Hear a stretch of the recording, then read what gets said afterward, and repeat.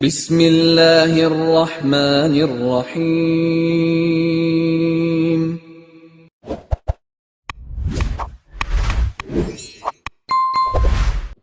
السلام علیکم ورحمۃ اللہ وبرکاتہ۔ الحمدللہ وکفی وسلام علی عبادہ الذین اصطفی، اما بعد۔ حاضرین و ناظرین، یہ درس حدیث نمبر 245 ہے اور آج کا عنوان ہے حضرت آدم، حضرت ابراہیم، حضرت موسیٰ، حضرت عیسیٰ علیہ السلام اور رسول رحمت صلی اللہ علیہ وسلم کا ذکر خیر۔ روایت سماعت کیجیے، ترجمے کے بعد تشریح کی جائے گی۔ بسم اللہ الرحمن الرحیم۔ عن ابن عباس رضی اللہ عنہما قال جلس ناس من اصحاب رسول اللہ صلی اللہ علیہ وسلم ينتظرونه قال فخرج حتى اذا دنا منهم سمعهم يتذاكرون فسمع حديثهم فقال بعضهم عجبا ان الله عز وجل اتخذ من خلقه خليلا اتخذ ابراهيم خليلا، وقال اخر ماذا باعجب من كلام موسى كلمه تكليما، وقال آخر فعيسى كلمة الله وروحه، وقال آخر آدم اصطفاه الله فخرج عليهم فسلم وقال قد سمعت كلامكم وعجبكم إن إبراهيم خليل الله وهو كذلك، وموسى نجي الله وهو كذلك، وعيسى روح الله وكلمته وهو كذلك،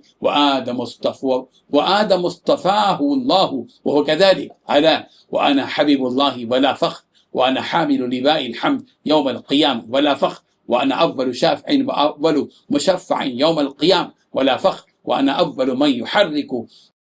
حلق الجنة فيفتح الله لي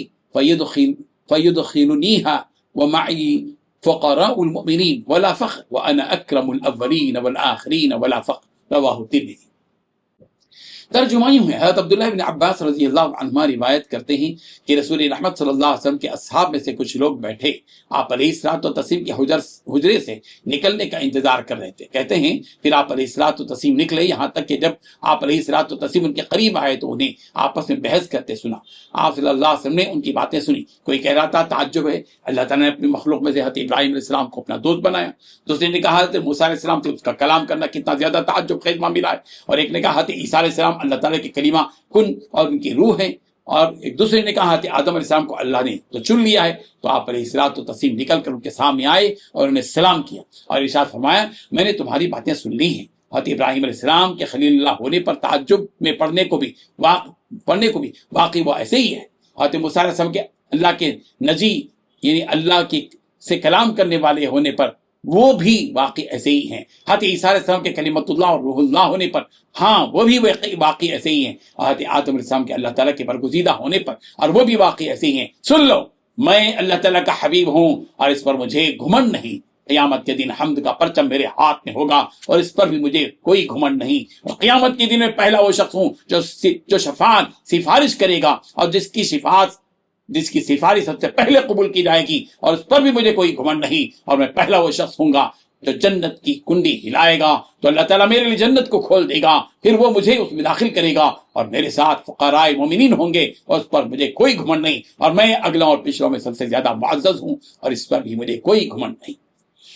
بزرگان محترم، یہ واقعہ جو اس حدیث میں بیان کیا گیا ہے، ایک طرف حضرت آدم، حضرت ابراہیم، حضرت موسیٰ، حضرت عیسیٰ علیہ السلام کی خصوصیت کو ظاہر کرتا ہے، تو دوسری طرف اس واقعے سے رسول رحمت صلی اللہ علیہ وسلم کی متعدد خصوصیات کو واضح کرتا ہے۔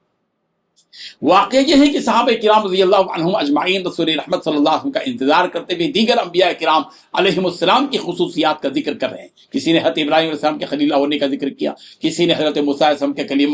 کلیم اللہ ہونے کا ذکر کیا، کسی نے حضرت عیسیٰ کی کلمۃ اللہ اور روح اللہ ہونے کا ذکر کیا، اور کسی نے حضرت آدم علیہ السلام کے بارے میں کہا کہ اللہ تعالیٰ نے ان کو چن لیا، اور وہ بھی یقیناً ایسے ہی ہیں کہ اللہ تعالیٰ نے ان کو چن لیا جیسا کہ تم کہہ رہے ہو۔ رسول رحمت صلی اللہ علیہ وسلم ان صحابہ کرام رضی اللہ عنہم اجمعین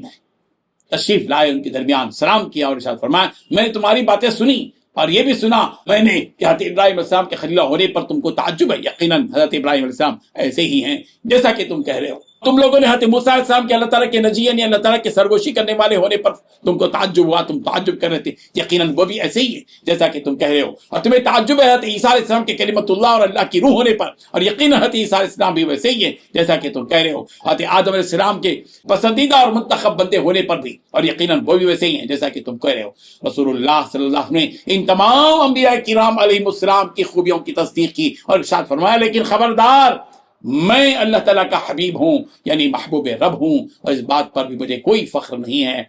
और ये रसूल रहमत सल्लल्लाहु अलैहि वसल्लम की इम्तियाज़ी शान है कि आप अलैहिस्सलातु तस्लीम अल्लाह ताला के महबूब हैं। और इरशाद फरमाया कि क़यामत के दिन हम्द के झंडे को मैं उठाने वाला रहूंगा, जिस झंडे के नीचे हज़रत आदम अलैहिस्सलाम भी होंगे और उनके बाद के लोग भी होंगे, और मुझे इस बात पर कोई फख्र और घमंड नहीं है। और मैं ही सबसे पहले शफाअत करने वाला हूँ, और वह पहला शख्स मैं ही हूँ जिसकी शफाअत कबूल की जाएगी। मुझे इस पर भी कोई फख्र नहीं है, और मैं ही वो पहला शख्स हूँ जिसके लिए जन्नत के दरवाजों की जंजीरें सबसे पहले खोली जाएंगी। फिर अल्लाह ताला मुझे जन्नत में दाखिल फरमाएंगे, और मेरे साथ फकीर और मिस्कीन मोमिन होंगे जिनको जन्नत में दाखिल किया जाएगा। मुझे इस पर भी कोई फख्र नहीं है, और मैं अल्लाह ताला के नज़दीक सारे लोगों में जो अव्वलीन और आखिरीन हैं सबसे ज्यादा मुअज़्ज़ज़ और मुकर्रम मैं हूँ, और मुझे इस पर भी कोई फख्र नहीं है।